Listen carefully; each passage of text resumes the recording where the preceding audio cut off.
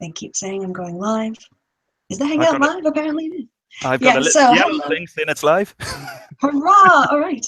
They really don't have a good job of kind of counting down 3, 2, 1, as the audience probably already knows from all the Hangouts. Yeah, that have started. Hey everyone, join us as we're counting down to going live, and now we are. I'm Kristi, and I'm here with Professor Philip Moriarty. We've had a chat before, but we have so many things to chat about. We decided to do another Hangout because the last one was so enjoyable, but maybe not ranty enough.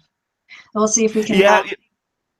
We'll try and sort that. It's been a very long day, so hopefully we'll get some rants out of the way. Huge pleasure to be back, Kristi. Always a pleasure to chat. Really enjoyed the last one. I've got a new laptop. I've got a new camera, which is wider view than last time. I've got a decent microphone, and the connection seems to be quite good. So yeah, let's hope this works. Fantastic. Yeah. So we have a bunch of topics that we want to talk about today. And they mostly revolve around issues that have been bouncing around in the YouTube atheist community in the last few months. But we have a perspective of being people who worked in the university settings, currently work in university settings, and wanted to maybe give a little bit of have a chat about the problems and the difficulties we see with what is going on in the corners of YouTube atheism. And the first thing that we wanted to talk about is this perceived conflict, and maybe it's for some people there is a conflict between STEM, the arts, the humanities, and the social sciences at universities, and if something is inherently more valuable there than other things.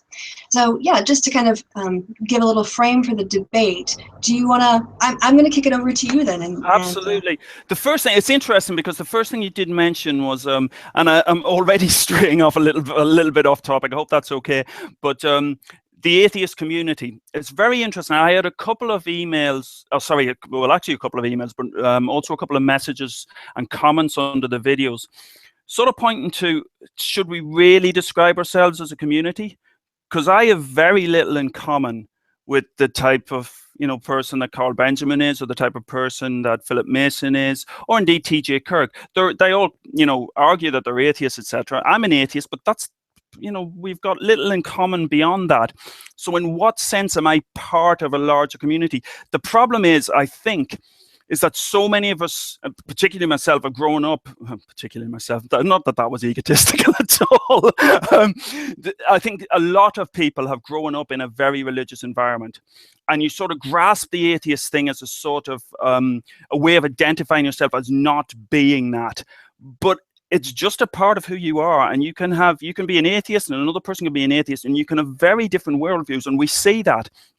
And I've thought about this a lot. It's, a lot of people and a lot of my colleagues say, and I think I mentioned this before, my colleagues say, what the heck are you doing answering people on YouTube? Well, it's just a waste of your time. Why do you bother? But I think it's quite useful. It's, once you cut through all the bile and the vitriol, and we'll get back to that, there can be thought-provoking comments, and I don't think we should dismiss it. I'm involved in this channel called 60 Symbols with a guy called Brady Harron, which is about science communication. And that's actually led to, well, there's a research paper I'm working on at the moment, which is actually stemmed from interactions on that channel about correlations in drumming, patterns in drumming, rhythmical variations in noise, etc. And there's a lot we can gain from this, but the problem is when it's poisoned to the extent that people like Benjamin and Mason and others poison it, that really makes things very difficult and very frustrating. I think for us, that's one of the reasons as academics, I guess we do this, in that we are, we just like to sort of try and get beyond this bile and this vitriol, but we'll come back to that. Anyway, first tangent out of the way. One of the other comments on the videos was suggested, and I think it's a fairly good comment, it's a fairly critical comment that I made. Maybe you should think about what you're going to say before you start making a video, which is an interesting when I was peer reviewed right at the start, one of the first lectures I gave when I started as a lecturer, a colleague for whom I have a huge amount of respect, a guy called Roger Bowley, came up, he peer reviewed my lecture. Huge, very valuable advice, including in particular, he said, you should stop speaking at the speed of thought. And he's dead right, and I wish I could do that, but I can't.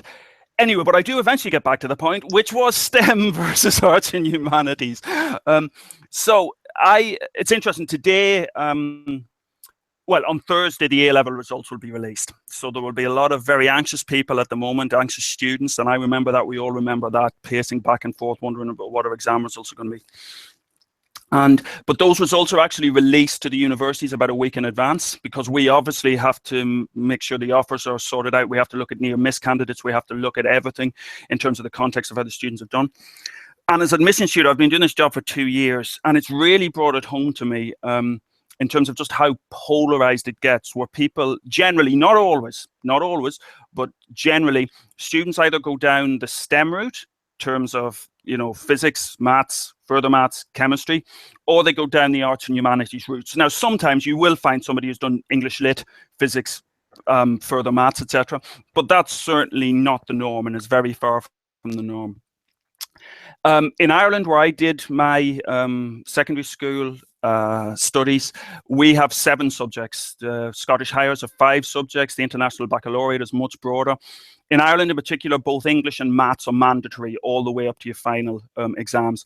I think that's really important, because communication is so important. And also, it might try to alleviate some of this arrogance amongst some of those on the STEM side who think that, well, I can do triple integrals till the cows come home.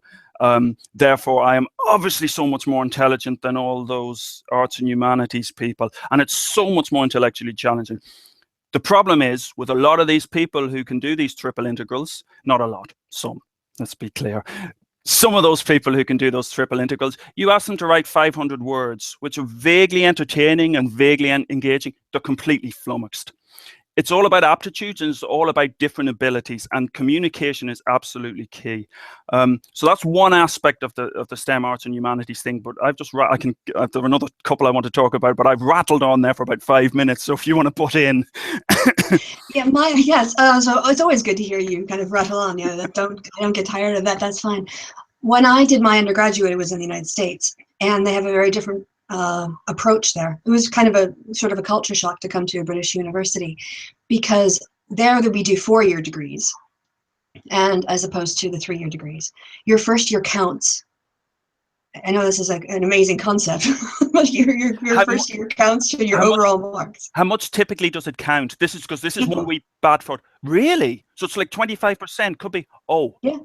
Oh. Well, basically what you do is you take a number of credits, and every degree scheme has a certain number of credits. But in addition to taking the credits in your field, like mine for political science, where I took constitutional law and rights of the disadvantaged and, you know, comparative politics and things like that, we had to do so many classes, and each class counted, well, it depended how many hours it was. So if you were in the class for 3 hours a week, it was 3 credits. If you were in the class 4 hours a week, it was 4, and 5 hours for 5 credits.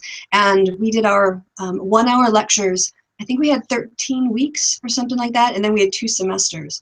So we would take anywhere between 4 or 5 courses a term, so we would do like 10 courses over the course of a year. We had a lot more contact time, but we had less seminar time. And I know other universities, you know, will break that down into seminar time too. But not only did I have to do courses in my degree scheme, but I had to do a maths course. I had to do 2 science courses. I had to do a literature. Ended up doing a literature course. I had to. Sorry, my window's open and traffic is coming by. We had to do an appreciation course. It was either appreciation of art, music, or drama. I had to take 2 physical education courses. I did judo and bowling. We weren't allowed to smoke or drink during bowling class. And then I think when I was finishing up, they also added some kind of multicultural course to the general education requirements. So even though I was in the social sciences, I was exposed to, I think I did geology and human anatomy, as well as appreciation courses and a maths course and, you know, physical education. So my exposure in the course of my university experience was a lot broader than students get in the UK. For sure. Absolutely. Yeah, no, it's a really interesting one. There was a big difference, I think, though, in contact hours, as you say, sort of certainly for the arts and humanities in the UK versus the science. So typical contact hours, roughly here in Nottingham for physics, would be 20 hours, something like that. So it's and then another 20 hours of sort of self-study on top of that. So there's a lot in there. But I agree entirely. One of the things that really brings it home to me is that, particularly with quantum mechanics, and this is why Carl Benjamin's, let's refer to him as Carl Benjamin instead of that silly Sargon. You know my stance on these, for a 37-year-old man calling himself Sargon. Jesus Christ. And then, you know, the bloody Mr. Thunderfoot, you know, it's just laughable. But the difficulty here is in terms of just this tunnel vision, because there is so much to get into a science course. But let's just take physics. That's where I'm coming from. There's so much material to get in that we lose stuff like philosophy, and particularly philosophy of science, and particularly Einstein, Dirac, Heisenberg, Schrödinger, throughout the 20s and 30s. He's had these massive philosophical to's and froings about the fundamentals of quantum mechanics, Gedanken experiments, thinking about how you set these systems up, experiments that were just entirely impossible, which are now possible, and we still don't understand them. And we've lost that, because there's the classic, it's usually accredited to Feynman, very famous 20th century physicist, but it actually came from a guy called David Mermin, which is that the approach to quantum mechanics is generally shut up and calculate. And that's exactly it. Because unless you adopt that approach with quantum physics, you go down the rabbit hole of going, what the hell does this all mean? And the answer is, we don't know what it all means.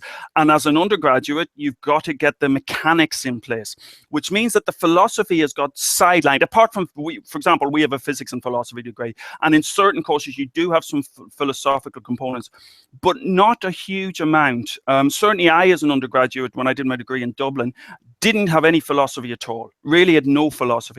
And that's a difficulty. And I can, as a lecturer and as somebody who's put together courses and is interested in seeing how all these things link together, I can understand the logistics entirely. However, you do end up with a very tunnel vision mindset of, well, this is physics, this is how it works. We just do the numbers and everything's entirely objective and everybody interprets everything the same, which is just such a naive view.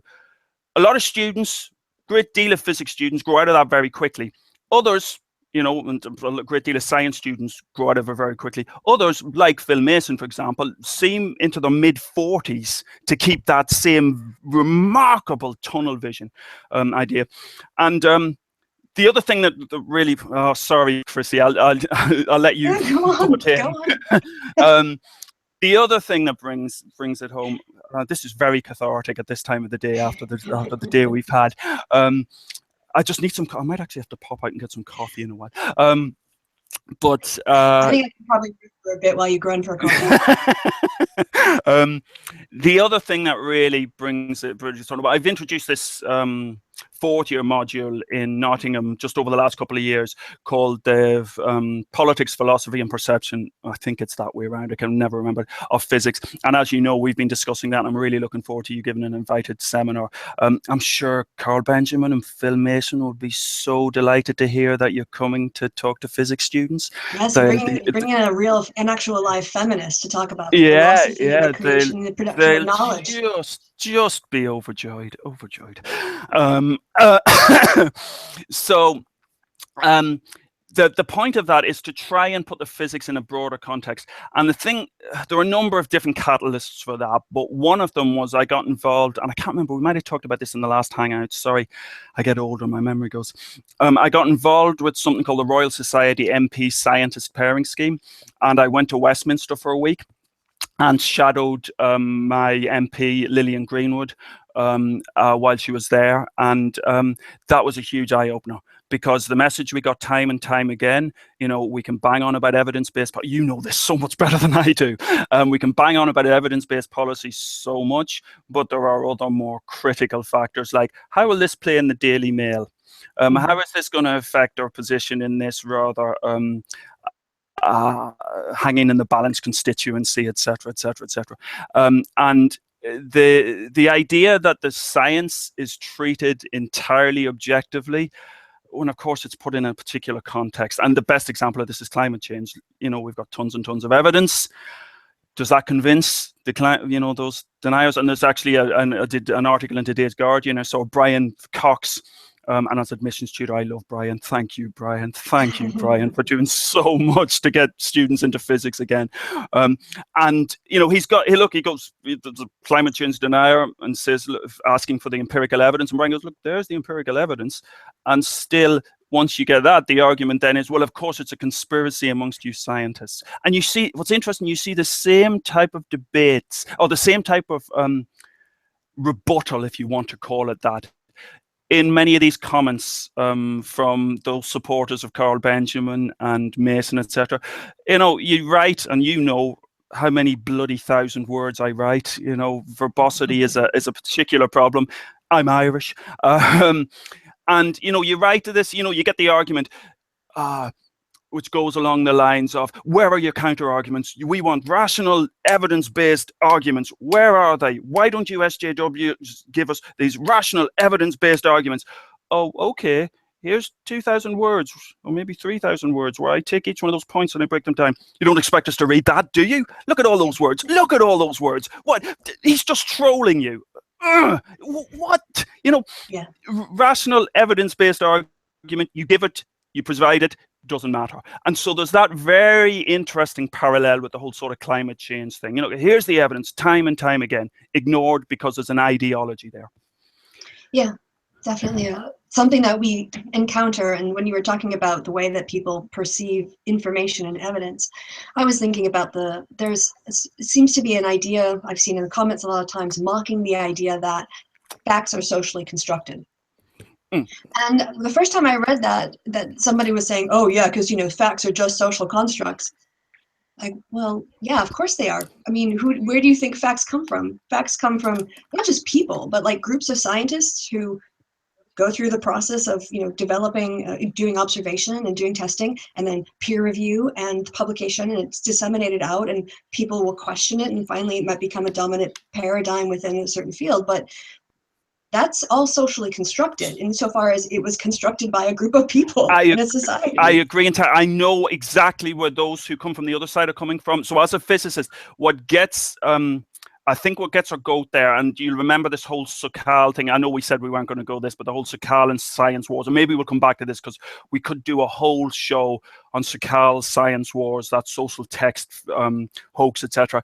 First of all, physicists aren't immune from being hoaxed. That's the first thing. But secondly, to come back to your point about the whole social construct thing, this, I must admit, is something I worry about. Because if I do this, that falls to Earth with an acceleration which is roughly, give or take, 10 meters per second squared, right? Now, that's an empirical fact. That's an empirical fact. You could go to another lab across the other side of the world and give or take, you know, experimental error and the variation in G across the Earth. That will happen. So when that's challenged as something that's socially constructed, when we spend so much time, this is where the anger comes from. This is where the frustration comes from. We spend so much time on bloody experimental errors. Our first year students, you know, they barely do the experiments. Certainly in Nottingham, we time and time again, what are your error bars? What are your error bars? What are your uncertainties? What are your uncertainties? You can't, you know, I like to paraphrase Pauli. Pauli had this phrase, not even wrong, ganz falsch, about when if he was talking to a colleague or talking to a student and he just thought it was rubbish. But however, if you quote a measurement without an error bar, you're not even wrong. Because if you don't know what the error bar is, if you've no idea what the uncertainty is, you're not even wrong. So if I say it's 10 meters per second squared without putting an error bar on that, and somebody else says it's 11 meters per second squared without putting an error bar on that, how do you compare? You don't compare. And we spend so much time on experimental error bars and statistical uncertainties. It's why particle physicists go for that 5 sigma, because we are so focused. Therefore, when we hear that science is socially constructed, that's where the frustration comes from, because we work so hard to go beyond that. However, to now agree with you, in that, you know, you can do this. The idea that peer review is entirely objective, the idea that peer review is a gold standard, and I love it. What I love is the you know, the type of internet guy approach where you go, well, I've done a 30-second Google search, I put these keywords in, I found this one paper in an obscure journal from 1992. You're wrong. It's like that is not how we do science, and that happens so often in these threads, and so many of these people if atheists are scientists, they really need to go back and learn how to do science. And actually, I suspect that many of them aren't scientists.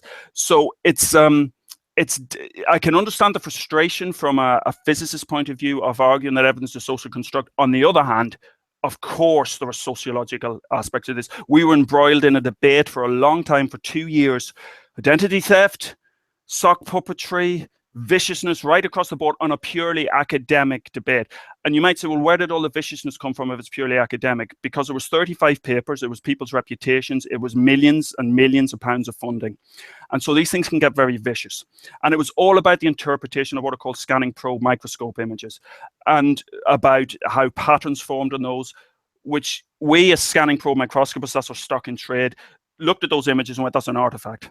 And we spent an awful lot of time trying to get the data. But what the point in the context of sort of social constructs is that we had our interpretation, they had their interpretation. We put evidence up time and time and time again to back up this interpretation. They had an awful lot resting on their interpretation. So this idea that it's entirely objective and you just put the evidence up and that'll be the end of it, nonsense, pure nonsense. Yeah, I think when I give the example of how, or I'm going to do a longer video on how facts are socially constructed, and I think part of it might be just a misunderstanding of language, because of course when I'm thinking about it, and I want to explain this in the video, I'm coming at it from the question of epistemology. How do we know what we know? And so the example I want eventually to use is, tell me how many planets do we have in our solar system? Depending on what time point in human history you go to, that number is going to change, not because the number of planets in our solar system have changed, but because what we think is a planet, or what we count as a planet, or how we define planets has changed, or we've discovered new things that count as planets based on new technology. So it's kind of like the way that Kant talks about the noumenal and the phenomenal. There's the world as it is, and then there's the world as we experience it and know it. And it's through our common physical, the way that we're contained in our body and our senses, we have these consistent stimuli that we can compare. So, a truth statement to me, now that, not to get into like logic or too many things, but 2 plus 2 please do. Okay, so 2 plus 2 equals 4 is like truth, because it's a tautology. It's two things that are equal on each side of the equation.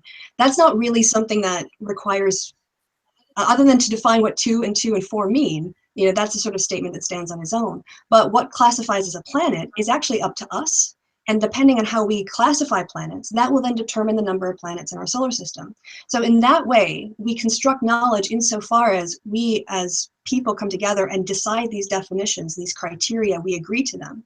And then as a process, like this process you're talking about, you have this evidence and one interpretation and someone else's interpretation. And there has to be, there's a process of getting to an answer. And that doesn't mean that the answer is definitive. You can still have contestation about different things. But it's not like there's a little fact fairy that goes around and touches certain pieces of information, and that's magically now a fact independent of human and also impervious to human changing. Facts can be changed, whereas 2 plus 2 equals 4, that's always going to be the same. So I agree so much with everything you've just said. And so in two contexts. First of all, I do get, and again, I think I mentioned this before, the idea that, you read this, well, science has proven this, or science has proven. Science proves nothing because it's inductive. It's not deductive. 2 plus 2, you put your axioms down, you develop your mathematical framework. That's a deductive deduction. There's a piece of redundancy for you. Whereas science is purely inductive. And I don't get the Popperian approach, approach, that'll do, approach is to argue that, you just need that one counterexample effectively, and you can rule out a particular process. The problem is that's still inductive. Because if you do that measurement twice or 3 times or 4 times, you're just assuming that as n goes to infinity, or as n gets very large, you're going to get the same result. But you don't know that. It's not deductive. It's still inductive. So that's the first thing. And then in terms of the epistemological versus ontological thing, that's a huge question in quantum mechanics. Because right at the core of quantum mechanics is something called the wave function, which is something we don't understand. We just, bottom line, we don't understand, which is why Benjamin's argument that we should only teach the facts at universities is just so wrong-headed, so stupid, so unbelievably stupid. And if you're listening, Carl, it's stupid. It really is, particularly in quantum mechanics. I told you it might be a bit of a rant, sorry. particularly when it comes to quantum mechanics, in that there are a whole wide range of different interpretations, parallel worlds, pilot wave theory, Copenhagen interpretation, the good old classic Copenhagen interpretation, a wide range of things. We're not going to go into those, but all of those are different interpretations. We have the empirical measurements and we have the interpretations, right? And when it comes to ontology versus epistemology, so in the argument is, does the wave function represent something that's truly out there? Or does it represent our state of knowledge? That's a huge question in quantum mechanics. And so this is what I mean about, you know, if I can learn so much from you, I can learn so much from social scientists and philosophers to think about these very deep problems in you know, quantum physics, and you can bring them together. Where I have difficulties, and I think I mentioned this before, is there are, let's be honest, and you probably are aware of this just as much as I am, there are certain aspects of the social sciences where they do really, I would argue, push it too far, and they dress up rather trite at best observations in incredibly verbose, incredibly dense, incredibly impenetrable language. In some aspects of the social sciences, it seems that being able to write in that impenetrable style is almost like a rite of passage. And there's a really, I just want to read this out because it is an issue. I've sung the praises of social sciences, but I just want to read this thing. It's from somebody called Karen Barrad, and I sent it to you earlier. Now just listen to this. Multiply heterogeneous iterations all, past, present, and future, not in a relation of linear unfolding, but threaded through one another in a non-linear unfolding of space-time mattering. That's all one word, space-time mattering, not even hyphenated. A topology that defies any suggestion of a smooth, continuous manifold. Time is out of joint, dispersed, diffracted. In terms of the cadence here, it's really nice, and the rhythm, it's great. In terms of the meaning and the substance, nonsense. Time is diffracted through itself, on and on it goes. And Karen Barrett's not the only example. There are many other examples. You know, I went out and bought this, right? And the argument here, as you can see, quantum mind and social science. The argument is to take quantum mechanical thinking, quantum physics thinking, and apply it to the social sciences. By page 3, it's clear that this is nonsense. This is published by Cambridge University Press. And this is the problem. Mason and others like him, and he's not alone when it comes to STEM subjects. There are, you know, quite a few, particularly sort of early years undergraduates who will just dismiss everything that isn't physics as, you know, being fanciful and nonsense. But the problem is with this type of stuff is social scientists shoot themselves in the foot. And they make it too easy for people like Mason to actually dismiss the entire field. And it's really, as somebody who's, as a STEM person who really wants to say, look, this is the benefits of social science, this is the benefits of the arts and humanities. I do really wish people wouldn't do this. And, you know, just write, you know, write simply, write clearly, put your message across. Don't try and dress it up in incredibly, I wouldn't even say flowery. Flowery's fine. I quite like, you know, flowery and pretty language, but it has to have some substance. Yeah, I think if so, two things. One, if you look at, you know, most the most popular or the highest 4-star, 5-star journals, you're going to see the really kind of parsimonious scientific language that you see in other journals. You know, when you only have 7,000 words in an article and you have to get all your regression coefficients in there, Yep. you know, it makes you very parsimonious. But to your point, so I think you would get on very well with my PhD supervisor, because I think he has very similar opinions. And this is the other thing, is that, you know, I don't know what happens in every other department or whatever everybody else's norms. I can only really speak to my own. But we had in our department, we had sort of the rational choice group, and then we had sort of just political behavioralists who were sort of stats people. We had political theorists, people who are doing stuff like Hobbes and Rawls, and, you know, teaching the basics of political theory. And then we had what was called ideology discourse analysis, and that tended to get into Lacan and Foucault, and then if you go into, of course, continental philosophy, people, you're getting into Derrida. And you're right, some of that language is just completely impenetrable. And my PhD supervisor would give a lecture where he would give his own opinion, which is, you know, I have no problem with consenting adults theorizing in private, but I don't think it should be done at the taxpayer's expense. Well, that sounds like a physicist speaking. So at the worst extreme, I've got a senior colleague here who talks about anything effectively that isn't STEM as being the recreational subjects. And, that's a really, again, rather narrow-minded thing to say, because to an engineer, particle physics is recreational. So, it depends on your perspective. I like the sound of your PhD supervisor a great deal, because not only is it impenetrable, the problem is there's no substance. It literally means nothing. And this is what Sakal was railing about.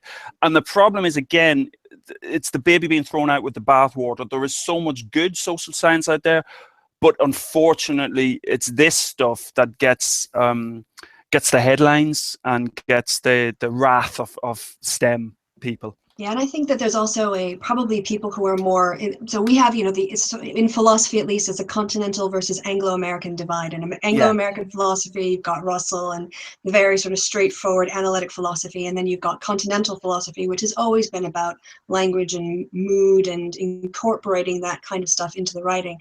And yeah, I agree. I tend to prefer, and I think that academia generally is tending toward the more parsimonious Anglo-American style of communicating information. But you're always going to have people who play on the edges, and that the cost of that might be they have some crappy ideas. But if someone does end up having an insight, should I bring up Marx or Olson's logic of collective action? People who are just thinking about things in a slightly weird way. I mean, I think Slobodan Zizek is an insane thinker, but listening to him sometimes makes me think about things differently. I don't always find him convincing, but I do find him, I want to hear what he has to say on the topic. Mm-hmm. So yeah, I'm not going to defend everything that's ever been published, even by Cambridge University Press, under the title that's of the worry science. thing. Yeah, absolutely. But just spilled the water on myself. Because presumably that went through some kind of peer review process. Yeah, I'd like to know if a physicist was involved. If Cambridge University Press, if you're listening, let me know if a physicist was involved, because we'll have to find that physicist and hunt them down. But people routinely try to dismiss me and my PhD, saying that I'm doing stuff with gender studies or whatever, and it's just not what I'm doing. I look like my thesis. I write it out. It's on YouTube. And bring your, it uses principal components analysis, ordinary least squares regression, and and logistic regression. So make sure that you boned up on those before you get in there, because on the principle, it's the difference between just the theoretical things versus there are actually social scientists, like economists and political scientists, who are doing polling and data, and sociologists who are doing mass surveys, who actually get into the data, and we have really demanding statistical requirements, both in terms of precision and our packages and our interpretations. So. Absolutely. What I was about to say is, as often your statistical approach is beyond that we would teach to physics undergraduates. You ask a physics undergraduate, we talk about, obviously, normal distributions, Gaussians, etc. We talk about standard deviations, we talk about standard error. But in terms of then translating that to a p-test or a p-value or a t-test, that's not something we do. In terms of Bayesian probabilities, not in a standard undergraduate course. In terms of principal component analysis as a postgraduate, and perhaps as an optional module, but in terms of the standard course, no. So that's what frustrates me, is that there is an awful lot of social science where, okay, there are some social science where, you could argue about the statistics and the sample sizes, etc. But there is an awful lot of social science where that's been taken into consideration in great detail. And I'd like to, from what Mason and others like him say, I'm not convinced at all that they've actually done a full comprehensive survey of the literature in social science to be able to back up their claims. At Essex, our second-year undergraduates learned descriptive statistics, then how to interpret crosstabs based on using either a lambda or a gamma, depending on whether the variable was dichotomous or ordinal. We taught them correlation. We taught them bivariate regression, and then ordinary least squares regression, including how to test for but check for multicollinearity and heteroscedasticity. So yeah, and then their final exam was they got a question about I can't remember that. I can tell you what I taught I think graduate students. Their exam was in 3 hours.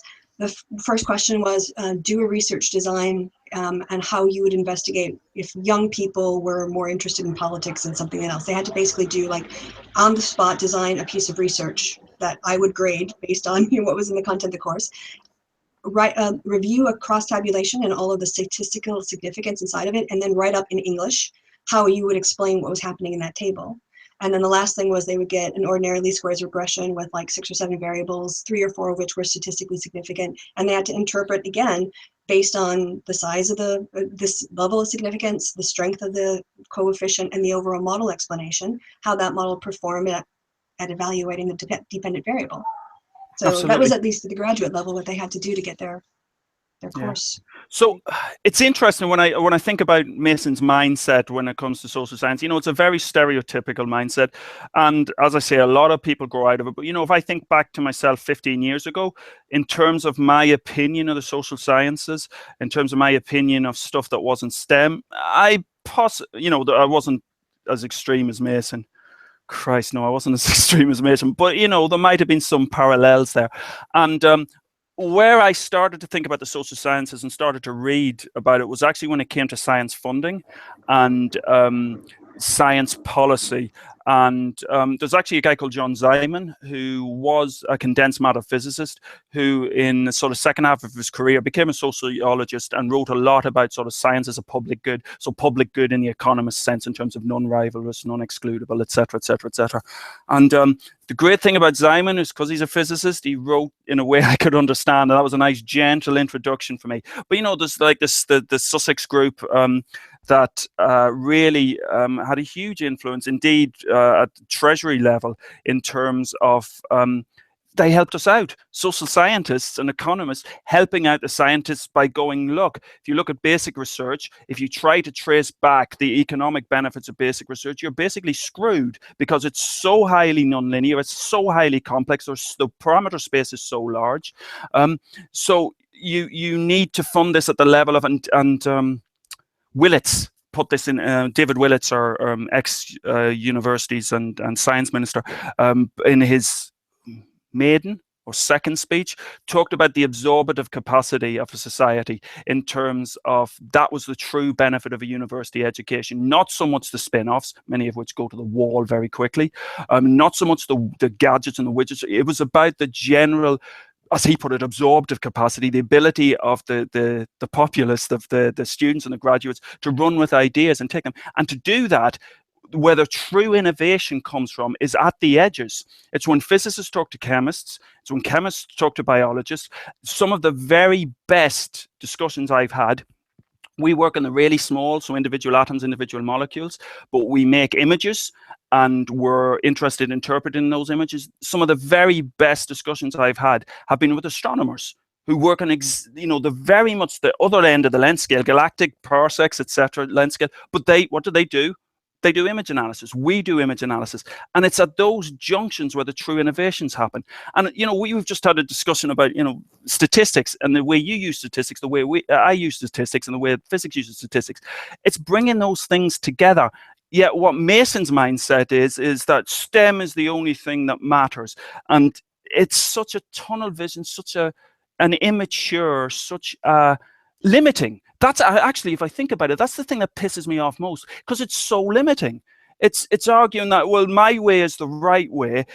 It's so arrogant that I don't want input from anywhere else. This particular branch of science is the way to do things. This is not the way to do things. Yet that argument is made on the basis of a total ignorance of what's happening here, other than a few very, very sort of high profile, examples of nonsense. Physics has those examples. There's something called the Bogdanov affair. If anybody's listening, check out Bogdanov. Also, Schoen, a guy called Henrik Schoen, published 30 odd papers in Nature and Science. Fabricated, all of them, went through peer review time and time again. So you don't damn all of physics and chemistry on the basis of those. Similarly, you don't damn all of physics and all of social sciences on the basis of this.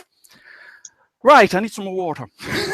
Right, that's my cue to talk. No, I mean, I agree entirely, and I think, yeah, there is those interactions, like crossing over. I've been basically taking my training and interest in why people do what they do from political science now into atheism, and I've done some preliminary research that's on my channel about. There seemed to be, when I watched about 200 people's deconversion stories before I started my channel, because I was becoming more aware of myself as an atheist, and I wanted to see what other people had to say about that process. And there's just a bunch of people on YouTube who put up deconversion videos.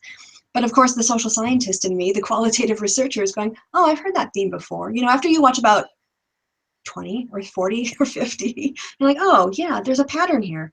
And these people, you know, they don't always go through the same direction in the same way or in the same order, but there do seem to be some common sort of touch points that characterize this path. And then, you know, so taking my skill set into another field now, there's actually some funding that I'm going to be applying for with other people in my department to develop better measures to capture people who are non-religious. As you know, in the UK now, people who don't identify as being a member of a particular religion is, I think, no more than half of the you know, just over half the population. But in terms of what that actually means, our survey instruments are still caught in a time where it was, are you Catholic or Protestant or Sunni or Shia or Hindu or Buddhism or other? As if, you know, that's just going to be 8% of the population or something.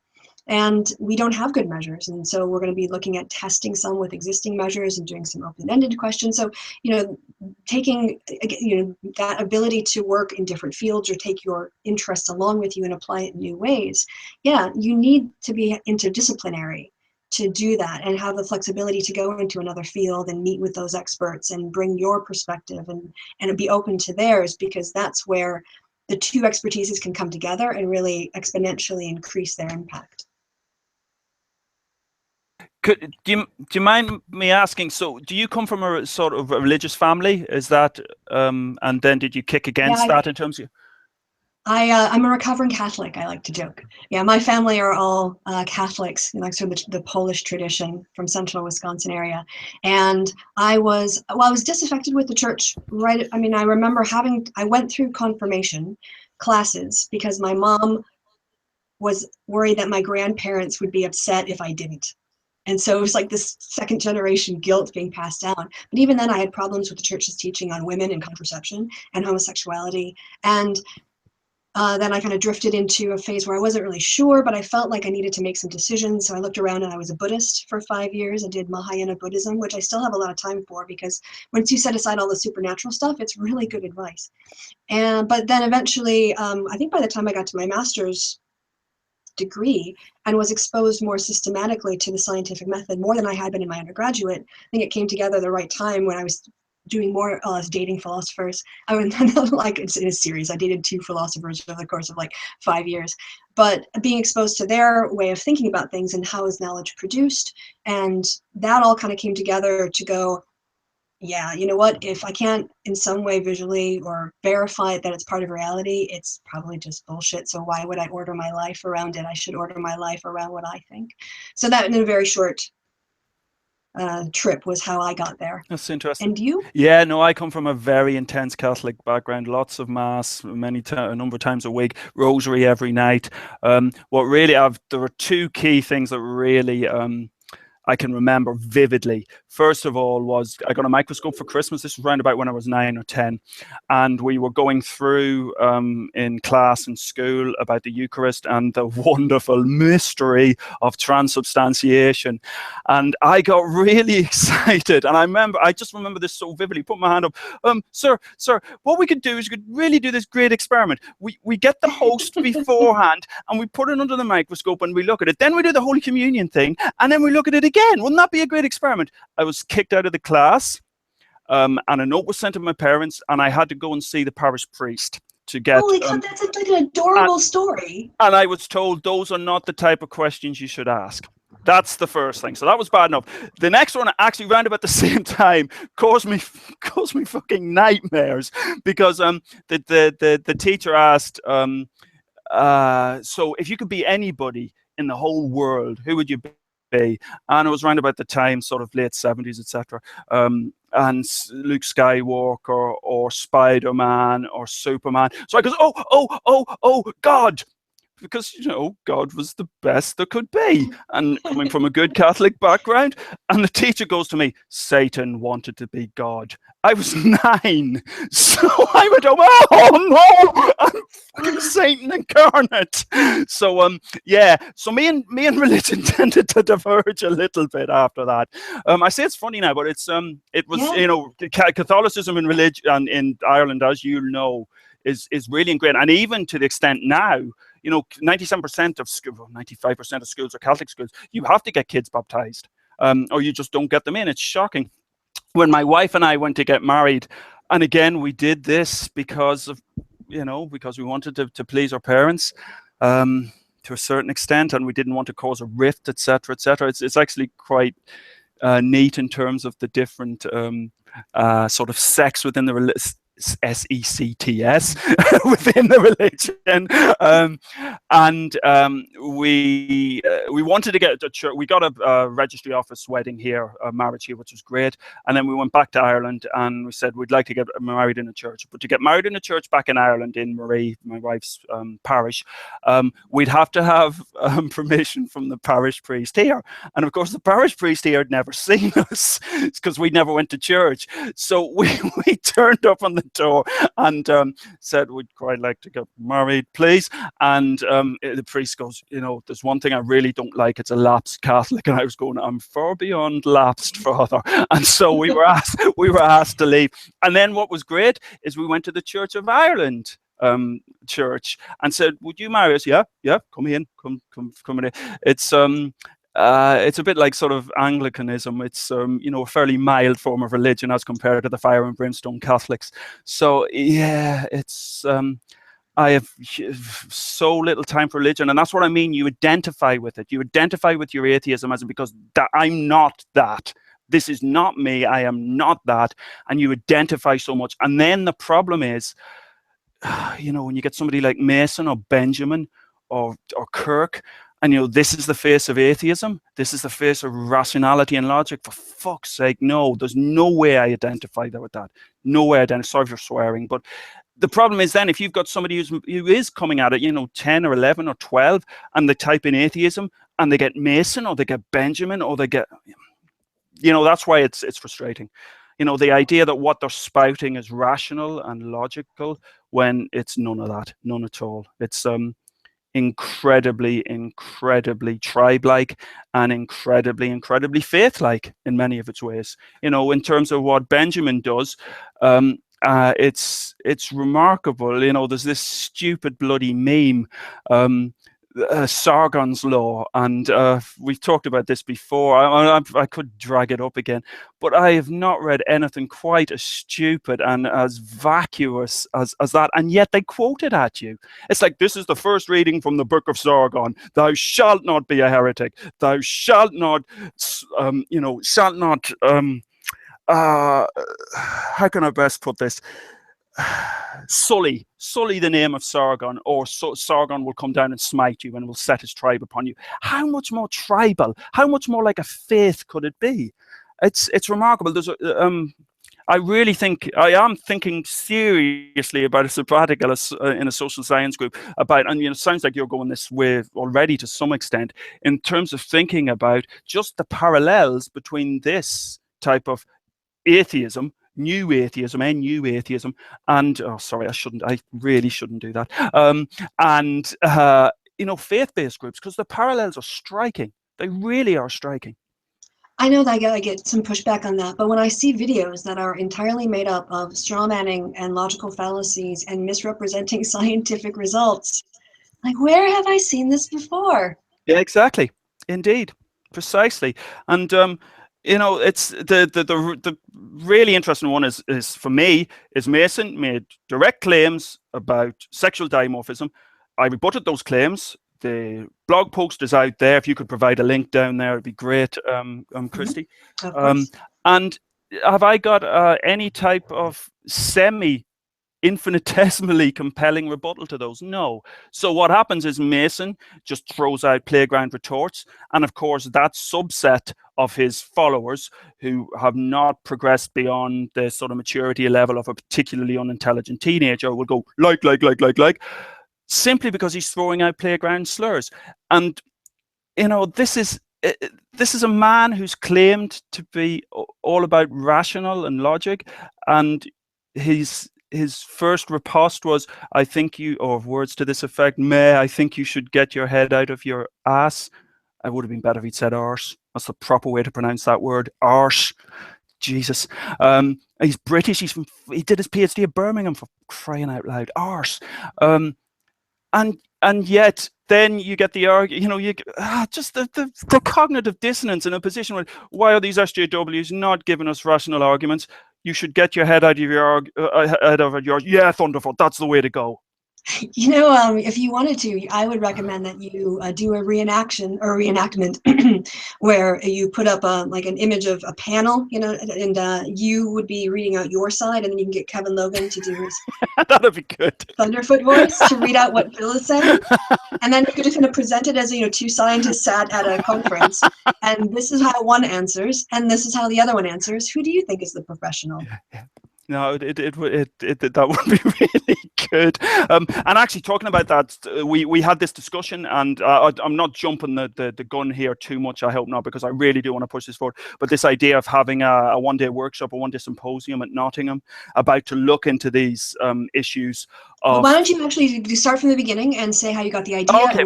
Yeah, because nobody in the audience knows about this. We've chatted about it. Yeah, we've chatted about it, and a few others know. But I'm very keen to explore one thing that and we'll talk about this later on, I think, is I don't have a huge amount of time for the idea of no platforming, where you block people from speaking at universities, nor do I have a huge amount of time for safe spaces. Indeed, I don't have a huge amount of time for blocking. I know, and I've discussed this at length with Steve Shives and others, I know where they're coming from in terms of that blocking. And when you get that level of abuse, I can understand entirely. I don't get that level of abuse.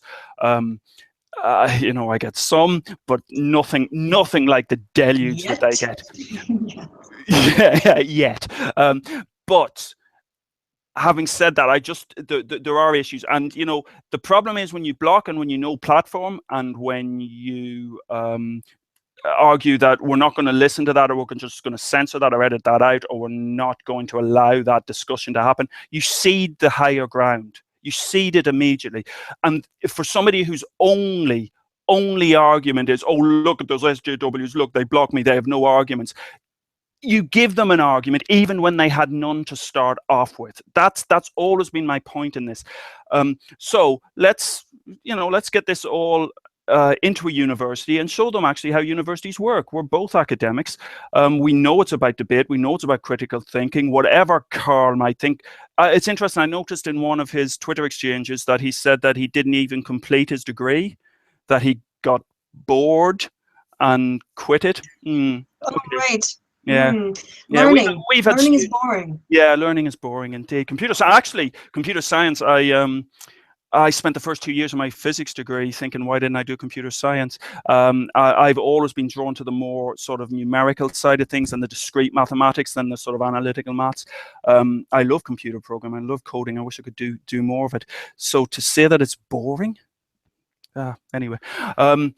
I actually took longer to graduate because I just had more classes that I was interested in taking than I kind of I kind of kept going for about 5 years before I got my degree, just because I ended up almost double majoring, because there were so many classes that were so interesting every year that it was hard to get through the ones that I wanted to do. Yeah, and I just don't get the idea, it was boring. Well, you've got a brain of your own. If you're finding what's going on in the course is boring and isn't challenging you, why not go to a library and get some books out and do some independent learning?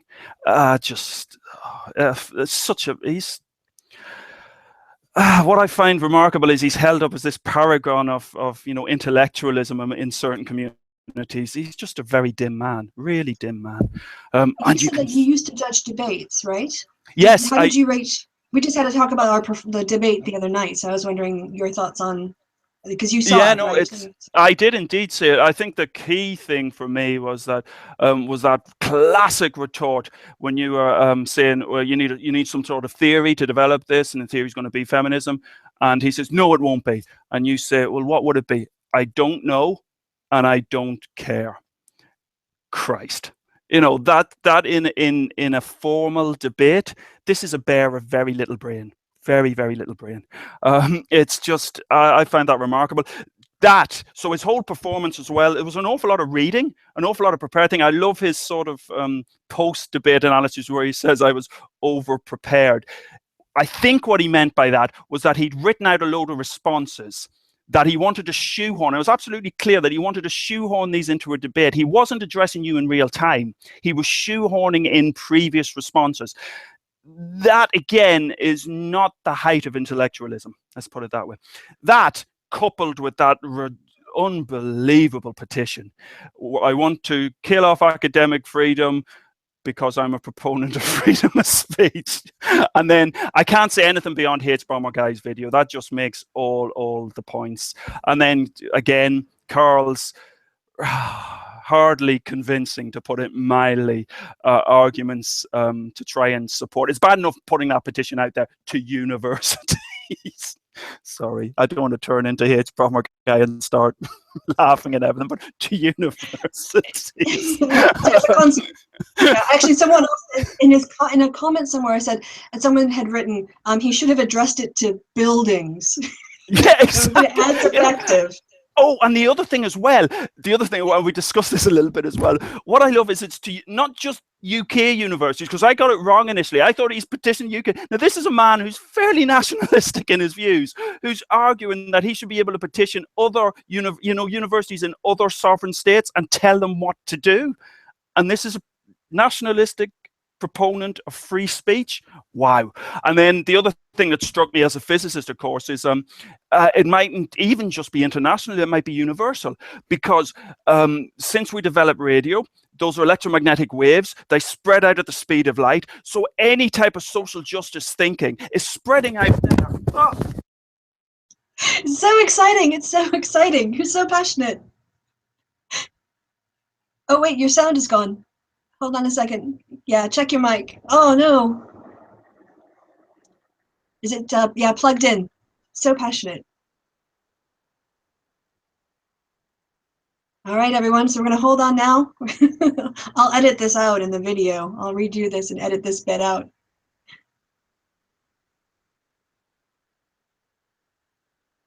Oh, you know what? I think your mic might... Yeah, there we go. There we go. You would accidentally put your you'd accidentally put your mute button on. Okay, yeah, exactly. Good. Yeah, so I'll try not to knock my headphones off again. But no, so electromagnetic waves is not the same when we've got signals going down optical fibers, but electromagnetic waves, so radio waves, TV signals, etc., spread out at the speed of light, which means that, give or take a few years, it's about 100 years since the first radio signals. That means we've got effectively 100 light year. Because in 100 years, that means that light will have traveled 100 light years. In that time, we've got 100 light year radius or 200 light year diameter sphere of influence of SJ thinking. So in fact, it may well be, sort of some planetary system out there, small blue furry creatures may well be affected by the SJ contagion. So maybe he should have made it universal. Feminism. Absolutely. Or Black Lives Matter.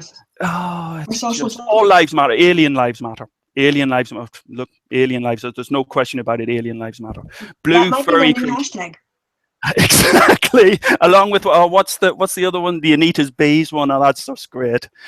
Where's Anita's Bees? Hashtag Where's Anita's Bees? Yeah. Damn you, H-Bomber Guy, and your catchy phrases. I love his videos. Thank you so much for introducing. I did this one video sort of to draw a line, or what I thought was drawing a line under this. I don't think I'll be writing too many blog posts. I think I'll continue with sort of these sort of chats, which are good. But I really kicked myself that I didn't mention H-Bomber Guy. So there's him, there's Libertarian Socialist Rants. Oh, he's so good. And also this guy, Tim. What's his name? Demotivator Opinion. Demotivator Opinions. Yeah. He just put up a very good video. Yeah, really, really good. I noticed that. And again, so you look at it, it is remarkable just under those, and you look at those videos, and again, this is meant to be rational evidence. And what is it? Slurs and people slagging off each other. Which gets me onto the topic of anonymity, and I just want to mention one thing on this, and then I'll shut up about it. So I've said a lot, and indeed in some threads, there've been quite a number of lengthy exchanges. So when it comes to pseudonyms, I have some difficulty. I know pseudonyms are pretty well the norm online, very much the norm online. If you're using a pseudonym to put across, polite, rational, well-informed, or even not well-informed, uninformed, but as long as it's done in a way which is polite and isn't slagging off and abusing others, fine.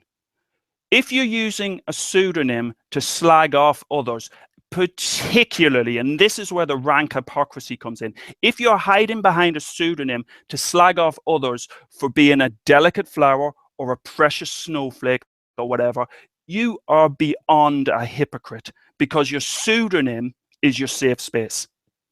And those people you're attacking generally, are people, when they attack you, for example, Kristi, and you see the Twitter feeds and you see the comments under the video, how many of those are anonymous? So you are not hiding behind anonymity. They are cravingly hiding behind anonymity, and yet they are calling you a precious flower. Now, that is really remarkable hypocrisy. And I understand that there are reasons, if you're writing from behind, within a sort of very oppressive regime, or you're worried about your livelihood or your life, etc. Fine. The vast majority of these, that's fine. But in that case, the important issue here is that generally those people aren't slagging off and abusing others and calling them precious flowers and delicate snowflakes, etc. It's just hypocritical. It's absolutely hypocritical. And I don't want to do the parent thing, etc. But if I found my kids doing that, hiding behind a pseudonym to slag off others, it's not even, this is what I mean with Mason, it's not even childish behavior, because the vast majority of children have a better moral compass, have a better understanding of how to behave and how to empathize with others. And the anonymity thing really winds me up, really winds me up. And I know it's part and parcel of the internet. I am not suggesting for 1 minute we should ban people, which is the other thing I saying we should ban pseudonyms. I'm not. But I'm saying that I will always criticize the type of gobshite that argues or criticizes somebody else for being a delicate snowflake while abusing them while hiding behind a pseudonym. Rant over. Yeah, that's fine. I can actually add a little bit to that. In that there have been 2 times now where people, for reasons, have challenged me to debate, saying, recently there was Thunderfoot out of nowhere, sent me an insulting Twitter. I guess he was trying to dogpile me, but I just brought up the fact that you wanted to debate him, and boy, he kind of screwed off pretty quick. And actually the same thing happened with Carl. Just today he sent me a screenshot of a headline, because he doesn't demonstrate that he reads the articles that he shares with people. And I mentioned that we were going to be on the air at 5 today, I think a couple of times to him directly, tweeted it out, and no response. I was checking up to about a half an hour before we went on air, and then I had to set things up. But yeah, he made no interest of showing up, even though he criticized feminists for sitting in their academic tower and not coming down to debate people during our debate. So that's just putting it out there. But yeah, so when I had the mention to Phil Mason that you wanted to debate him and that I could help set it up, one of his fans said, "Well, I'll debate you," and it was under again, someone who is unknown, a pseudonym or an anonymity.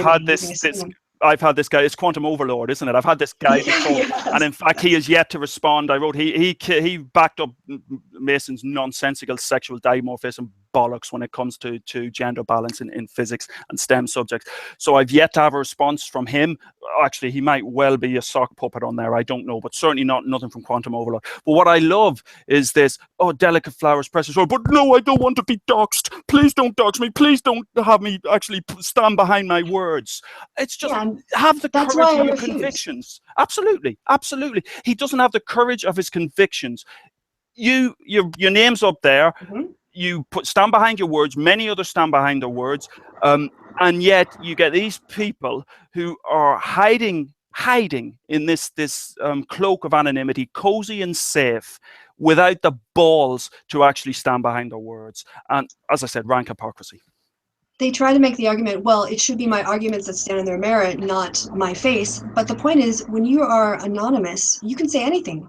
Yeah. Your whole point could be to get me into a hangout just to scream horrible abuse at me. Absolutely. And then you have no consequences for that. And then you get this great image, right, of me being pwned that floats around the internet. Why would I ever subject myself to that? If you're not brave enough to stand and look me in the eye and have a debate with me face to face, why should I do that? Why should I, make myself vulnerable in that way to just basic abuse where you would have no accountability for what you said?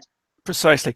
And the other thing as well is certainly what happens, and I'm very careful about this, is I go, right, they'll scream ad hom, you're just doing an ad hom. No, an ad hom means that you're attacking somebody in lieu of attacking their arguments.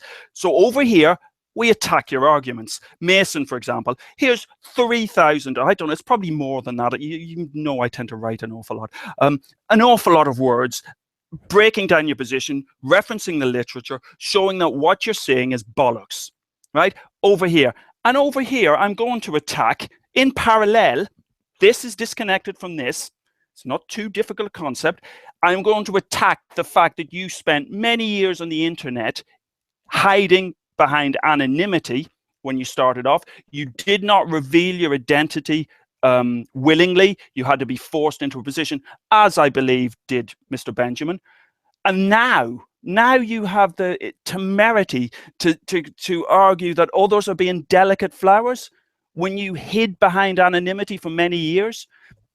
No, just rank hypocrisy. You know, you've got the we want rational, logic-based arguments, but we're not going to give those to you. We're just going to troll, and we want you to stop being delicate flowers, but we're going to hide behind anonymity. That's the type of thing that winds me up. Yeah. Dear me, I said this was going to be cathartic. Yes. You know, there's an interesting debate or fight going on in the other side of the fence of the atheist community between, I think it's kind of settled down a little bit now, but there are still ripples of it going out between a guy who hides behind the face. This Tim, or Demotivator Opinions video mentioned these, you know, naked ape who hides behind an ape, and then you've got a guy on Atheism Unstoppable who his image is a kangaroo. Brave. Yes, so but there is an issue about doxing, and I think doxing is basically finding and maliciously publishing online anybody's information. Your name is not free from doxing. You can dox people's names, and I think that's a shit thing to do. But they're having a big discussion about anonymity and these kinds of things, and it's interesting to watch them debate amongst each other, because people have done doxing, and some people have condemned doxing, but they're still associating with the people who did the doxing, and other people say you shouldn't associate with the people, you should, you know, live by your principles. And there's an interesting, basically for those who have done ethics, it's a very interesting real life example of how you do ethics in the world. What are your ethical stances? But I don't think that if they had actually taken ethics courses, it might be a more interesting debate, because then they could refer to, you know, academics and the tradition, but they're just kind of going back and forth with opinions. But it is interesting to see that sort of schism on that side of the fence in terms of this issue of anonymity, doxing, and standing behind your face, or you know, not standing behind your face, but putting your words to your face. Obviously, you're standing absolutely. behind. I just thought it was a ridiculous thing to say. I had to make fun of it. No, it's fine. That's another example of speaking at the speed of thought. We all do it, Kristi. We all do it. Thank you. You get me. We get each other. It was good in my head. Yeah. No, I'm so often in lectures in particular, I will be in the middle of a sentence and I'll go, like this part of my brain's going, you've no idea where the sentence is going. Oh, no, I have no idea at all. So I tend to wander off in tangents, but I just want to say, for the record, I absolutely and utterly condemn doxing. I just don't think that's the way to do it. That is a position, however, that's still entirely consistent with the fact if you're hiding behind a pseudonym and slagging off others, it's still a despicable and very gutless, spineless thing to do. I teach my kids to, you know, stand behind their words, to have the courage of their convictions, and that's what we should do. And I know in practice, it's not going to happen on the net, because you have so many ways of hiding identity. Sock puppetry is an issue, as I said right at the top. It's like the anonymity thing so much, is we had to deal with a lot of sock puppetry, identity theft. We were there were comments posted under one of the articles that the key article we'd written, claiming to be from a different academic. We emailed that academic, phoned them. They said, "I have no idea, what are you going on about?" And somebody had stolen the identity. And so that's I guess sort of the crux of one of the cruxes of my irritation. Okay. Yeah, especially when you come to academia, where people do stand behind their writing. They put their name on their books and their articles, and they go to conferences and they defend their work, and they have exchanges with their colleagues and their peers. So yes, this idea of someone who can sort of stand behind a mask. And then again, if you're being nice and you're not being a jerk, you're not being an asshole, then nobody's going to mind. But if you do use that to sort of hide behind snipes and labeling people and harassing people in particular, then you've kind of violated your right to be taken seriously or respected based on how you've disrespected others. Yeah, absolutely, absolutely. Whew, so that's been a fun hour and a quarter. Oh, it's a little bit more than that. So where else? Well, we had other things. Oh yeah, actually, the one computer just went back to sleep because we've been talking so much. Yes. So how much more time do you have? I have actually. So I initially, my wife was working a night shift tonight, but she's not. So I've got another, say, 3/4 of an hour or so. And as I said, I'm finding this immensely cathartic. So I'll go home thoroughly relaxed. Right. Let's see. Well, we've actually done a very good job from looking at my notes. Yeah, you guys can't see, I've got them on. Like proper academics, we've got all of our lecture notes and stuff prepared beforehand because we wing it a little bit. We want to know in what order to wing it. Indeed. I think we've got through the STEM, the arts and humanities. Do you want to talk a little bit about your politics, perception, and philosophy of physics course and why you introduced it and why you think it's important? Thank you for that. Yeah, so what I'm going to do, hopefully get round to doing it probably beginning of September, is start uploading videos related to it.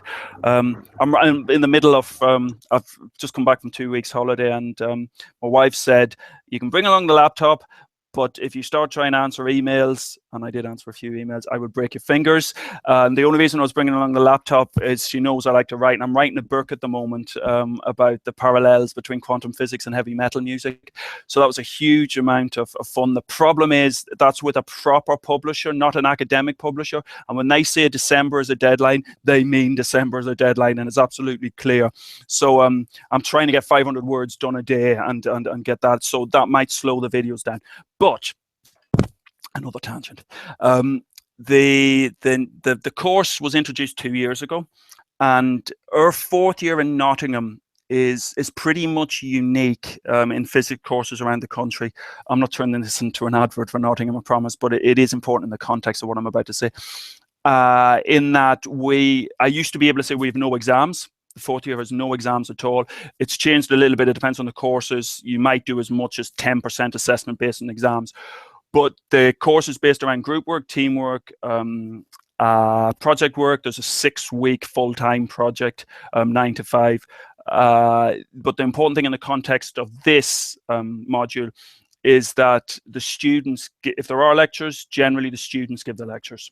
And usually that's met with a huge wave of trepidation when I say this at open days, particularly to A-level students who go, I can't give lectures. But in fact, the 4th year students do a phenomenally good job. And you'll know as an academic, if you want to learn something, best way to do is teach it.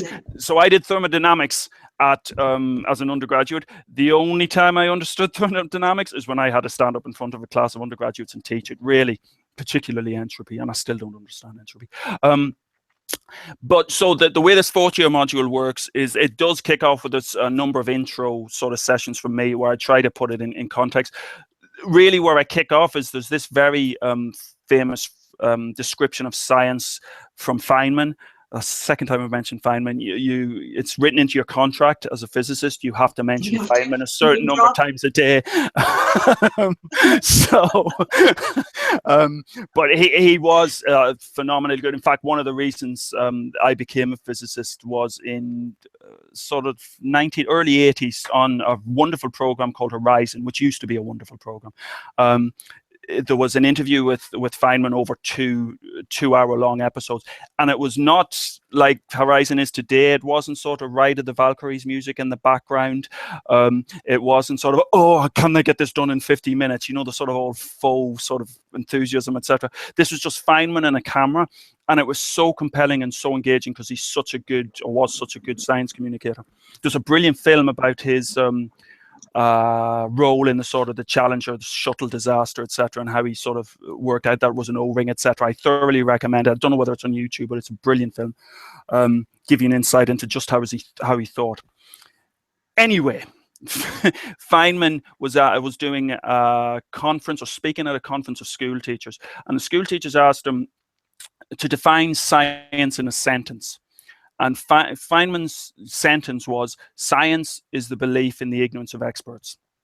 Now, this sort of comes back to what we were discussing right at the start, but as scientists, we get all a warm, fuzzy feeling about that. As in, yeah, that's right. It's all about objectivity, etc. And you know, I'm sure this is a mindset that sorry, Dr. Mason will recognize. Carl, maybe not so much. And the key thing here is, of course, we'd like to think that, but science is a sociological enterprise, a social enterprise. And, you know, the idea, if science truly was a belief in the ignorance of experts, you would never trust the literature. You would never build on what you've done. Newton's phrase about standing on the shoulders of giants would just mean nothing, because you'd start again from scratch. It's interesting about that phrase. I didn't know this until recently, but it's always seen as Newton talking about being so sort of what's the word? Really modest about standing on generations beforehand and making his. Now it turns out that was directed at Hooke. So Hooke and Newton had a real battle over the nature of light, and Hooke was like this size. Hooke was tiny. So what Newton actually meant was, if I have seen further, it's because I've stood on the shoulder of giants rather than on you. So because Hooke was that size. So Newton was attached to his sense of self. He was a fairly arrogant man, and but you know, this is the point in terms of science as a belief in the ignorance of experts. We'd like it to work like that, and to be fair to scientists, we do our best to keep it objective. But you know, there's a classic paper, albeit about the biomedical sciences, published about 10-12 years ago, in 2005 I think it was, called Why Most Research Results Are Wrong. And it's about difficulties with statistics, it's about difficulties with the overall treatment of data. So there's one aspect of this which is about things like p-hacking, for example, and modifying the data so you get the result you want because it matches your hypothesis. And secondly, there's the whole peer review process. And the peer review, I would argue, is it's not in a good state.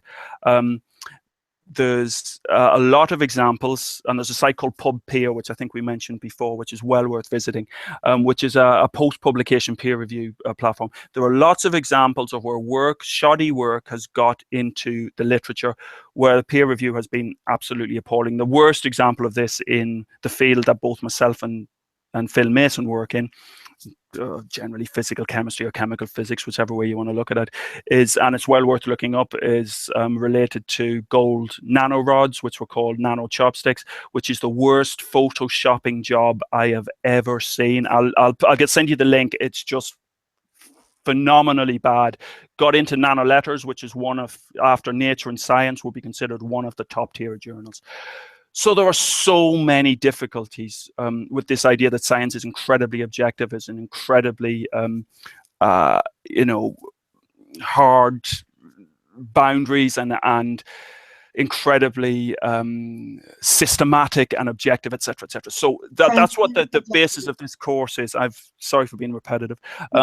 That's what the basis of this module is to get students to think a little bit about just how science works, get a bit of philosophy in there, in particular the difference between inductive and deductive reasoning. Mention Bacon, sort of tribes of the mind, etc.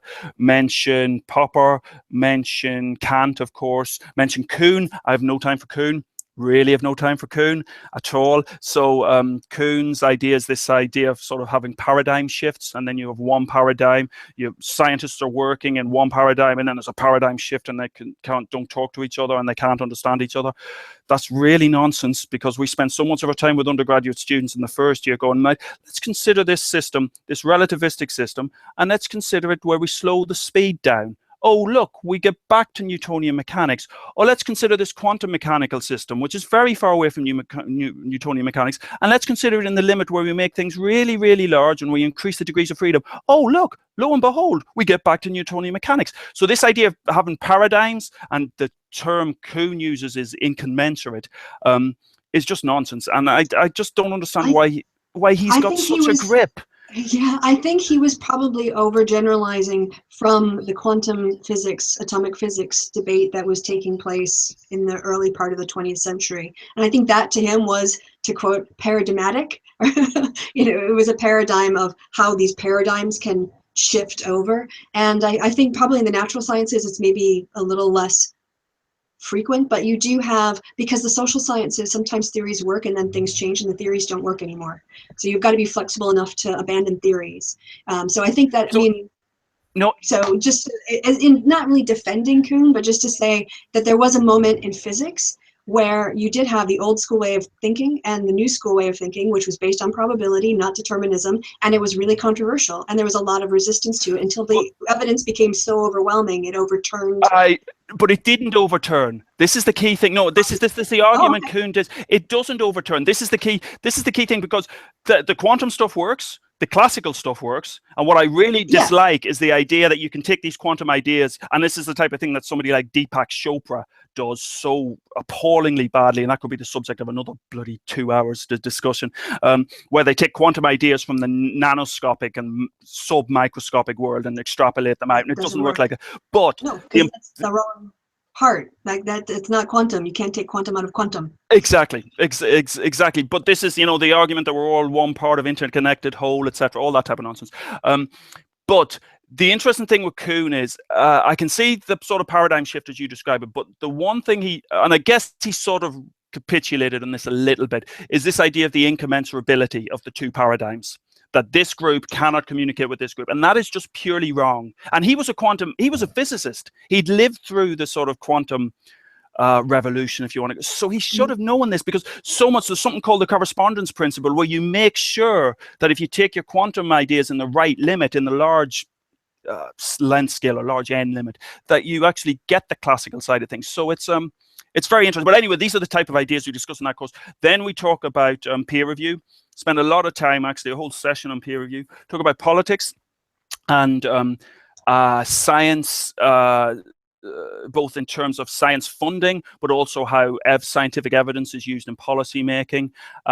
We've had different debates in terms of responsible innovation and what else? Oh, we had a couple of philosophers last year, which was great. So the way the module is assessed is via, first of all, a blog post, which is 500 words long, then an article written for something like, and I might even have it beside me, I haven't, Physics World, so an article sort of for their peers, and then a broadsheet type article. So I put the vast majority of them online, and they also can make vlogs if they want, they can make video things. And a couple of those have been picked up by, for example, Physics World, and published in it. And I've been really impressed with the students who take the module. The writing is really good, and the way they've engaged with the course and the debate is so. Really looking forward to having you on board. I think you'll enjoy it. I really, really do. I'm very much looking forward to it as well. Can I bring it back to Kuhn though? Because not necessarily with regard to physics, because I agree, you're right. The issue of incommensurability there was false, because you have the atomic level and the quantum level, and you don't have to replace one with the other. But what perhaps is more important is an example we can take when the Catholic Church was teaching that the Earth was the center of the universe, and then there was this physical evidence that demonstrated it wasn't. And in fact, we were going around the sun wasn't going around us. That requires a perceptual paradigm shift in how people perceive themselves and their place in the world. And this is why the Catholic Church was motivated to reject the findings initially, because it attacked the story that human beings were a special creation, and that Earth was a special place, and God was obsessed with us, just watching 24/7, eating popcorn, I guess, and hearing all of our thoughts. And that was a really important, I guess, because then this is a social scientist in me, that was an important world shift on themselves. And the reason why I think Darwin is still considered threatening today is because it does the exact same thing. It makes human beings just another animal. Instead of being a special creation. And that forces you to change your comportment to the rest of nature, yourself, the notion of God. And I think in America, in particular, the rise of secularism and atheism, you're getting a lot of people who are, again, questioning the concept that there's anything out there. Because even with people in modern times, they still think God is somehow like out there in the world and watching them. And then there's that moment where you realize nobody's watching you. You're totally alone and you have your private space. There is no God. No, You're on your own. No, it's definitely the Great Green Arkle Seizure. We were sneezed out of the nose of the Great Green Arkle Seizure. Are you a Douglas Adams fan at all? Oh, I love Douglas Adams. First read when I was 13, and actually read Restaurant at the End of the Universe first. So I got them out of order, which I think he would have appreciated. But yeah, devoured them and loved them for the rest of my life. So yeah. It's great. What I love about The Hitchhiker's Guide to the Galaxy is how abruptly it ends, which is, now we'll go to the restaurant at the end of the universe. And that's because he'd missed so many deadlines. They actually sent somebody on a courier to go, no, you're giving it to me now. And he had to sort of quickly write it up. There's a wonderful quote that I love of Douglas Adams. I know which one you're going to say. I love deadlines. I love the whooshing sound they make as they go flying by. Brilliant. Absolutely brilliant. No, so I... while we're on Douglas Adams, so one of the reasons, world changing. Absolutely, the key reason I got into physics, if I think back, is round about the time I got that microscope as well. My uncle was a radio amateur, a radio ham, very much into sort of aerials, antennas, sort of CB radio, and also amateur radio, etc. And he and I built what's called a crystal radio, which is just a remarkable device. 4 components. Diode, sort of a coil, a capacitor, and an aerial, and you can take an earth and you can connect it to your radiator or whatever, a pipe or whatever, and then string along and everything. No power source, absolutely no power source. And you have a little crystal earpiece that you put in your ear. And we built this, and I put this in my ear and tuned the capacitor and heard a radio station. And just the idea, hang on, there's no power source. So what's powering it is the radio waves. And that was like, oh, Christ, I don't think I said Christ when I was 10, but that was just such a, oh, wow. But anyway, so I used to fall asleep with the earpiece in my ear. My mother used to come in and take it out of my ear. And the radio station I could get most clearly, because there was a transmitter in Northern Ireland relatively close by, it was BBC Radio 4. And one of the first things I heard in that crystal radio was The Hitchhiker's Guide to the Galaxy. So, that's embedded. I know those bloody episodes off by heart. And then after the first 2 series, they made a 3rd, 4th, and 5th series. No, I didn't. Oh, so I'll send you the links to those, which are fantastic. Made by a guy called Dirk Maggs, and particularly the third series is the tertiary phase is just fantastically good. Really enjoyed them, and I loved the BBC program because it was so like Doctor Who, sort of made on a budget of £5.72 and a cheese sandwich, wobbly sets, etc. And then the movie came along, and I'd waited for 20 years, so nearly 20 years for that movie, and it was so bad. I just watched the TV series. All the quintessentially British stuff taken out. Anyway, I'm rambling very much. That's good. But yeah, so that's the type of thing we do in this 4th year module. So it'll be really good. And I'll also put the link, it'll be great if you could put the link down to some of the student blog posts, because it'll give you an idea of what it's all about. Yes, I'm going to have to watch the video again to make sure that I make reference of all the things that you said you're going to send to me as links. Yeah. No, it's okay. It's okay. So just for the people who are viewing, it might take me 24 hours to get everything in our email exchange and put into the description box. So check that. Sure. Good. I think that's... How are we for time for you? Another 10 minutes or so. Another 10 minutes or so would be good. Yeah, so... there was one thing you were saying, and oh, yes! On the religious thing. What I find, again, in terms of the parallels with religion, is this sexual dimorphism thing. That, to me, seems like an incredibly faith-based position, in that you're born with this set of characteristics, and they're immutable, and that defines you. I find that really remarkable in terms of when I think back to the Catholicism that was beaten into me, literally. There are very many parallels with there, that it's entirely immutable. And, in the blog post I write about when I was first year secondary school, maybe second year, I can't remember, did a series of aptitude tests, a whole bank of aptitude tests. One of the things I didn't do particularly well on was spatial reasoning. And spatial reasoning is fairly important for physicists. In fact, actually, I was showing this to a student earlier on, so it's worthwhile. So we have to think about crystals a lot. We have to think about crystal planes, and we have to think about how those planes interact and where the atoms, and we have to think about symmetry, and we have to think about point groups and symmetry, etc. Spatial reasoning is really, really important, particularly when you don't see the atoms and all you've got is a slab that looks like this, and you've got to think, what's my 113 plane or my 247 plane, and you've got to get the angles right, etc. So spatial reasoning in the type of research I do is exceptionally important, and I was shit at spatial reasoning. Does that mean that I sort of, that's it in perpetuity, that's it for all time? No, you practice and you get better. And now I wouldn't say it's second nature, I still have to think about it, but I'm certainly a heck of a lot better thinking in both real and what's also something called reciprocal space. Reciprocal space is a lot of fun. A lot of fun. It relates to somebody called Jean-Baptiste Fourier, and Fourier analysis is just incredible. In fact, there's quite a few physicists would say that when you're given a new problem in physics, the very first thing you do is Fourier transform it. That's the first thing you do. But I'm just smiling because I recognize that excitement smile that you get when you talk about something you love. And I get about politics too. I was like, oh, I recognize that smile. It's a geek smile. Yes, it is a hugely geek smile. Sorry about that. But yes, so it is remarkable that there is this parallel that, this is set in stone, this is the way you are, when in fact, there are huge temporal variations, there are indeed sort of huge geographical variations when you look at different aptitudes in terms of gender balance, etc.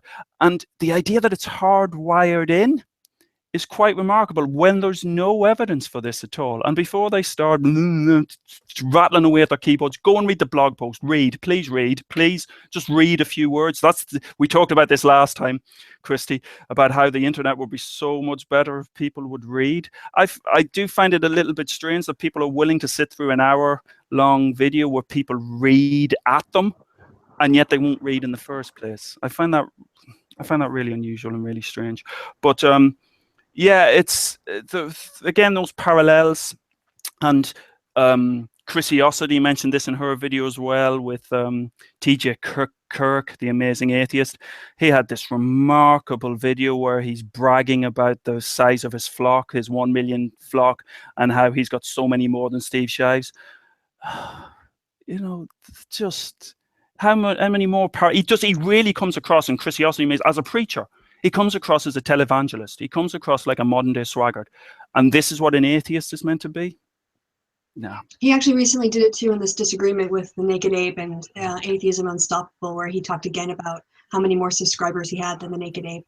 And yeah, it's just like, I don't get it. That doesn't make you right. And that doesn't make you right. And yet you don't stop yourself from saying it. And people should call you out on this. Yeah. But, yeah, and that's interesting. Finish up, then I have a last question for you. Yes, okay.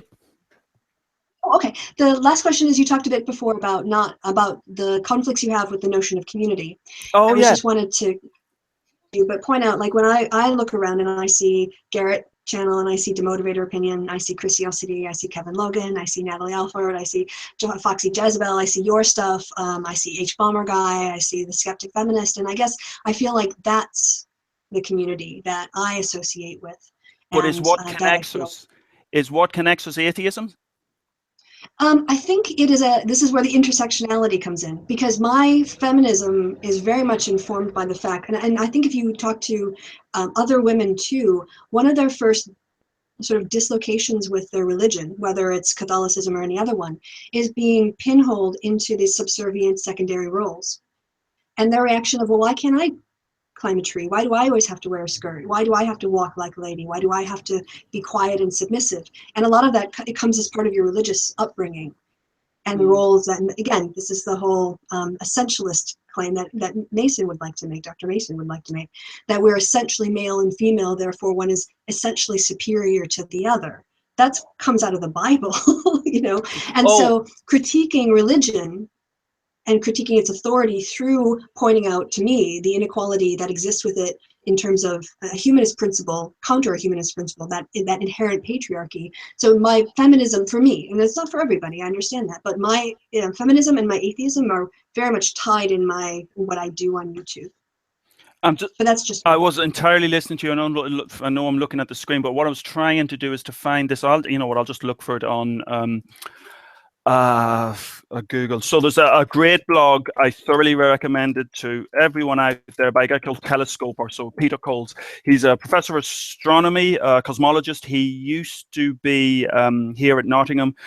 Then he went to Cardiff, then he went to Sussex, was head of school, physics and mathematics at Sussex, and now he's gone back to Cardiff.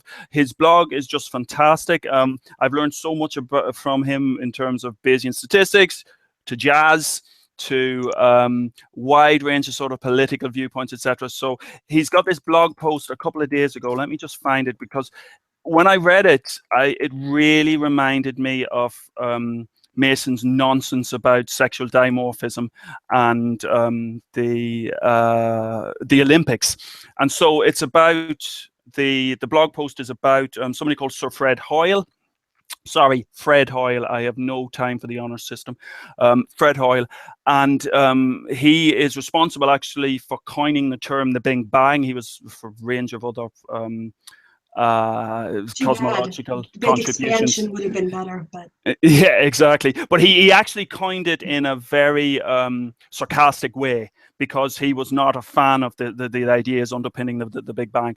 So he's responsible for it, and it's a bit like Schrodinger's cat, which Schrodinger's introduced in terms of sort of a reductio ad absurdum. He didn't mean for it to be taken seriously. Similarly with Hoyle, and they're sort of hoist by their own petard. But there's so Peter talks about going back, as he says, a bizarre event that's been lurking in the back of his mind since '85. He went to a meeting, public lecture by none other than Sir Fred Hoyle, and he was a fan because Peter had taken many of his books, and actually, it says, played a big part in encouraging me to study physics at university. But Fred Hoyle's talk that evening to a packed lecture theatre was not about physics, but about his pet theories about the evolution of life, most of which are now generally regarded as nonsense. So this is the paragraph that really sort of hit home with me. At one point in a somewhat rambling discourse, he digressed into the subject of the sporting abilities of different racial groups. His first assertion was that black people, by which he meant people of African origin, do not make good swimmers because their bones are too dense, and the consequent lack of buoyancy is a significant disadvantage. Have you ever seen a black swimmer in the Olympics, he asked. None of us had, of course, but couldn't that be because of other reasons, such as lack of access to swimming pools? No, Fred was adamant. It was down to biology. I assumed he knew what he was talking about. And then you can go away and read it for yourselves, but the closing paragraph is great. These examples left me not only deeply suspicious of Hoyle's racist attitudes, but also staggered by his completely unscientific attitude to evidence. And I have asked Mason, I'm not saying I need to say this, don't I? It's depressing that I have to say this, because there are so many there that lack the reading comprehension to actually realize that I'm not calling Mason racist. I am not calling Mason racist before you start rattling your keyboards. But this is the thing. These examples left me not only deeply suspicious of Hoyle's racist attitudes, but also staggered by his completely unscientific attitude to evidence. Great theoretical physicist he was, at least early in his career, but being expert about one thing doesn't mean that you can't make an utter fool of yourself if you blunder into another field. So that really sort of, the parallels there are very strong, very, very strong. If you're just going to dismiss all of social science and the evidence as, well, it's not chemistry, it's not STEM, therefore we can ignore it, that's just entirely unscientific.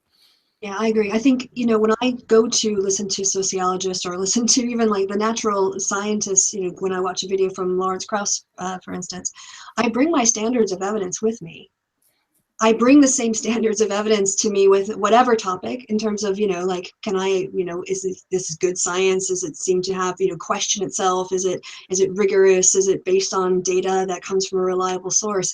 And I don't sort of throw all that stuff away because the person I'm listening to, I agree with. I keep, and this is it. I mean, if you're going to say that you're guided by evidence and logic and reason, then it has to count everywhere. Precisely. It has to count everywhere, and not just in your little corner of the world, and then everything else you can. I have a feeling sometimes that what people might think is that it's like doing pub philosophy. You read a little bit of philosophy in your first year or second year or whatever, and then you go down to the pub and you answer what you think are really profound questions, or ask really profound questions. And then by the time you're in your third year, you realize that those questions were really facile and childish, because you didn't know enough. You hadn't done enough of it. At the time, you're bullshitting yourself. You're thinking you sound really hot, right? But yeah, you know, you have to, when you go to somebody else's discipline, their wheelhouse, and you are not the expert, then you have to sort of take up the position of student and listen and learn and be skeptical and think. And then, you know, it's not like sitting in a pew. And it's great. Okay, another 5 minutes. I'll dash home very quickly because you brought that word expert up, and that was another thing I really wanted to talk about, because you will see, and I've seen quite a number of times, and you'll have seen it as well, and we heard from bloody Gove in the run up to the referendum, why we've heard enough from experts. There does seem to be this strong anti-intellectualism, anti-expert feeling like that, and particularly in YouTube comment sections, you'll say, well, you know, it's all about the argument, and the expertise doesn't matter. Now, so the way I turn that around is a lot of these STEM proponents, and a lot of and I'm a STEM proponent, will argue that, well, Deepak Chopra, for example, I'll come back to that quantum nonsense. And for those of you who don't know who Deepak Chopra is, you're lucky. You're really lucky. Just Google his name. He churns out the most vacuous pseudoscientific nonsense that at a rate that I don't understand. It's just inhuman, the rate at which he manages to churn this out. But so let's say Chopra produces a paper full of dense and impenetrable maths. Right? How are you going to determine whether that's an accurate paper, whether that's a solid paper, whether that's a good paper? You don't have the expertise. Absolutely. And if you need the expertise in that case, I think by a process of inductive reasoning, we could very easily extrapolate it to many other cases as well, where the idea that, you know, the quality of argument is important, but in many cases, you need that level of expertise. It's like saying somebody who's done 30 years, and I keep coming back to quantum because it's closest to what but it's like saying that somebody who's done 30 years research and published 400 papers or whatever in quantum physics, that somebody who's, you know, SJW Slayer 1992, which is a one I've used before, but I like that one, SJW Slayer 1992, who's read a couple of papers through Google searches on quantum, is just as capable of answering no, really. You know, it does come back to the science of the belief in the ignorance of experts. And of course, you know, if there's an argument, a scientific argument, and you can come up with a strong argument to critique that. But the problem is the strength of your argument is naturally going to depend on the level of your expertise. Yeah. Otherwise, just a really quick. Oh, sorry. Finish up. I'll just throw. Yeah, no. Otherwise, you know, I'll become a surgeon. I've got no extra. I can read a couple of papers about surgery and get somebody up on the table and just get the knives and let's go. Yeah. No, I mean, and this isn't just like in the YouTube community. I think it's just kind of generally, and I think we tend to have confidence in our own opinions, and maybe we need to teach, that kind of thing of not so much as, you know, doubting experts, so much as questioning, being skeptical in general. But I remember I visited my family, and I was driving along with my mom, and there was an election going on, and there were more signs for one candidate out than the other. And I said, so how's the election going? And she said, well, you know, candidate X has more signs out, so I think he's going to win. I was like, well, that's not actually how it works, Mom, because people who put up yard signs in their yard, sometimes they're just doing it as a favor, or sometimes, you know, they've been paid to do it. Sometimes, you know, they do support him, but they don't vote. She said, well, you have your opinion and I have mine. I'm like, yeah, but I have a PhD in my opinion. Like, this opinion doesn't come out of nothing. I've done a lot of work to get this opinion, and I know that it's based in fact. So, and I couldn't, you know, no, I know. What am I going to say? But I think there is that instinct of, well, I know this thing, so what I think is just as valid as what you think. Like, but you're wrong, and I can show you how you're wrong, but you just have to be able to go, maybe I'm wrong. Yeah, but maybe I'm wrong on this, and be open to hearing the other person. And the problem is, there's a great, and again, I might have mentioned this last time, there's a wonderful blog post called The Backfire Effect. I'll remember to send you the link as well, which is, again, too often you have some views, you're very entrenched in those views. When somebody presents compelling evidence to the opposite, particularly if you're a scientist and you're used to defending your views, you can very comprehensively go through a process of where you will search and search and search and search and search to dismiss this evidence. So you, not only will it cause you to think, not only will it cause you not to change your views, you'll actually become more entrenched in your thinking. And we're all guilty of that. I'm not saying, exactly. Everybody's guilty of that. but it's particularly problematic when it's got to the point where apparently you just dismiss expertise and you dismiss knowledge. That's what it's boiling down to.